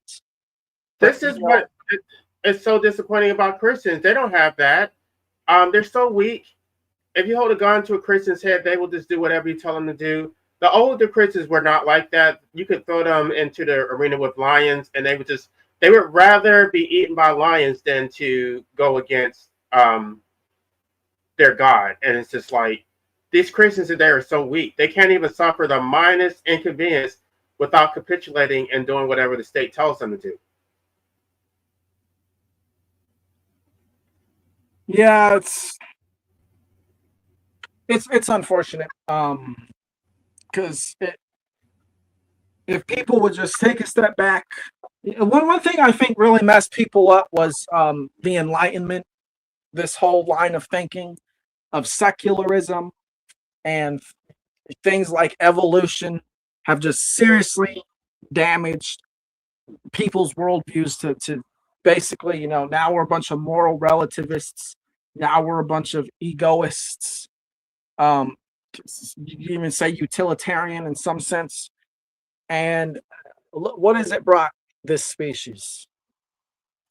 I would say the Enlightenment has been a huge failure, and this is also a big reason why Christians just accept the state is because when the Enlightenment was happening, there was all this secular thinking who were like, okay, we've been lied to by the church, so now we're going to put focus in the humanities, in humanism, and really humanism is just ignoring the hierarchy of nature. That's really all it comes down to.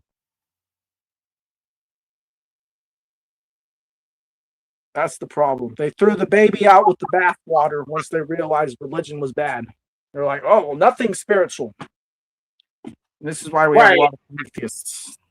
Well, Um, I had sort of rejected Christianity altogether because it just didn't make any sense, and I did really believe that I was an atheist. But then when I did look at the Gnostic um, context of it, it made more sense to me. So now it's just like now I have to revisit it and see like what part of it is actually useful and um, like understanding the context of what things actually meant.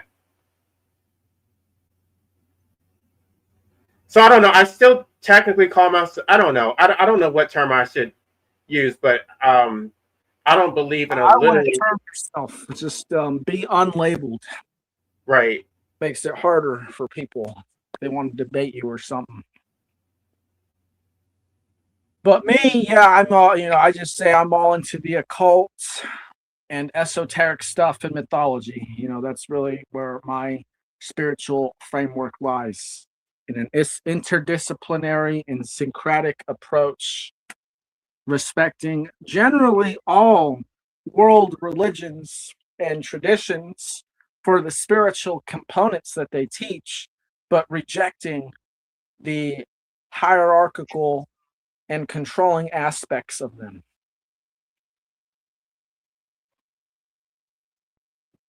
Um,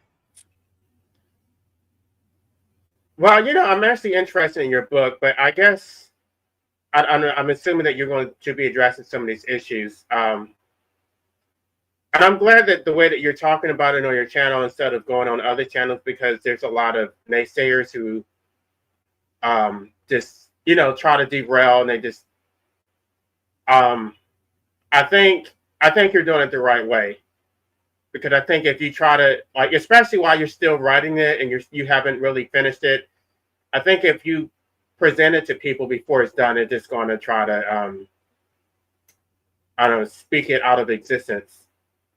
Oh, don't do that. It's just, there's really not a lot of support in this space. It's just a lot of jealous, like envy and things going on. Yeah, maybe. I mean, some of us are not doing it just because we want to make money, or we're trying to get it. Like, we just believe that we're saying the truth, and it's better to get it like written down so it's all organized and it's all like it's all in one place. So like when I had it's like, okay, it took me a long time to do it, but now I have something that represents my philosophy, what I believe. So I reference it myself, because it's like I spent so much time into thinking about it that I mean, you can always build on it once it's done, but it's like it's done. Now I can move on to something else. Yeah, I was thinking about writing a sort of sister work to it, where I would remove the apocalyptic perspective and look at it from a more a gradual rebuilding and reshaping of civilization, without it just collapsing and turning into all this apocalyptic stuff that you might imagine. Well, I think that's well. I guess I probably shouldn't share my opinion because you're still working on it, and I guess I'll just reserve my opinion until you're done with the book. How long did it take for you to write yours?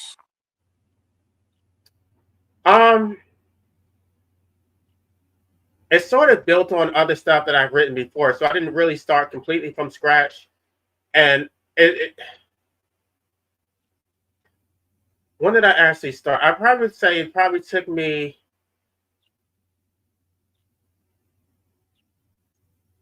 Okay, let me, before I answer your question, I just want to say that even after I had released it, I was still working on it. So I didn't actually promote it because I was, so from start to finish, I would probably say it took me about maybe 7 months. Oh wow. Yeah. I was watching videos, and there's one dude I watched who I can't remember who he was, but he was somehow he published several books, and he's going through the process of his book. And he said from the time he starts to the time it's published, it takes him about 2 years to write a book. And then for some reason, I just got 2 years in my mind since then. So you're saying 7 months. Well, I just think I was writing fast. Well, I just think that it's not like I don't know. You can compile information a lot easier. Like, it's just, it's not like you're reinventing the wheel. The information is already there. It's just, I think it's a lot easier to write books than it was back in the day. I don't know when that person said that. I do regret the fact that I rushed myself, because there's things that I could have included. Maybe if I had taken more time to research, like the American Medical Association. We'll just write another book or something. I'm sorry? Write another book or something. Well, I just posted a Substack article to basically fill in the gaps about things, but I don't know. I'm thinking about maybe at some point republishing it like as a different version and like including that, but I don't know. I'm kind of getting burned out just because I didn't get the reception that I was expecting. But I'm thinking if I republish it, that maybe anyway, I don't want to talk about it because I do have haters who may just clip it or whatever. Maybe I shouldn't tell all of my plans on YouTube. Well, I'm gonna look at your book because I was reading a book. You've been asking me to look at your book, so I'll look at it here soon. And yeah, I think you have it as audiobook, right? And videos. You read the whole thing on your channel. Well, yeah, I did read it on my channel, but I have the full version, and I also have like a Cliff Notes version just for people who just want to condense. Because some people say that it's a little bit dense. It's too much to unpack, and they said that it was heavily on the legal side, which I didn't think it was because it's only like 2 chapters, which are like based on case law. So I thought it was like a mix of everything. All right. Yeah, I'll look at it.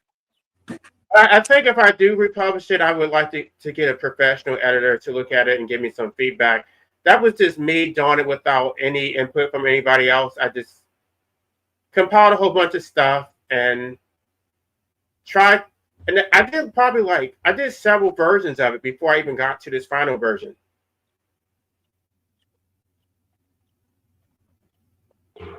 Interesting. Yeah, I don't know what the editing process will look like entirely for mine. So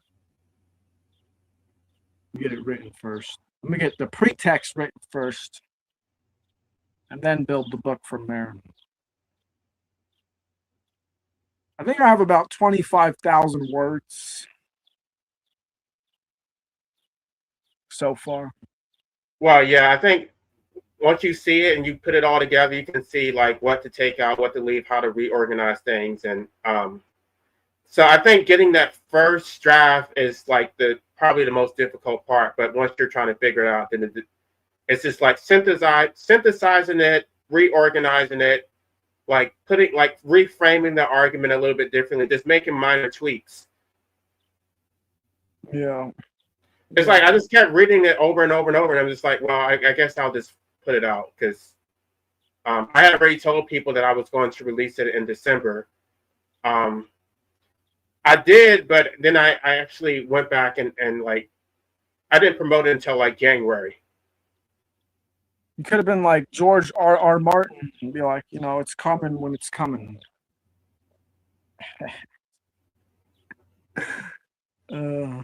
Right. I guess I set a deadline to basically motivate me to try to get it done because otherwise I probably would have procrastinated. Yeah, that's a tip I saw some people make in some of the videos I watched about writing books. Yeah.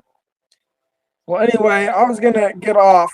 Was there anything you wanted to ask me maybe about the topic again before I got off? No, I mean, I think I pretty much asked you everything, but I really do appreciate you coming on, especially since you are knowledgeable about a lot of these texts. Yeah. All right. Yeah. It was cool talking, and I'm sure I'll talk again. All right. You have a good one. All right. Later. All right, everybody. So I guess I'm going to end this live stream now. You all have a good night, and maybe we'll actually do a panel discussion on Thursday. But if you guys have any topics that you would like me to discuss, just I don't know, post in the comment section. All right. Good night.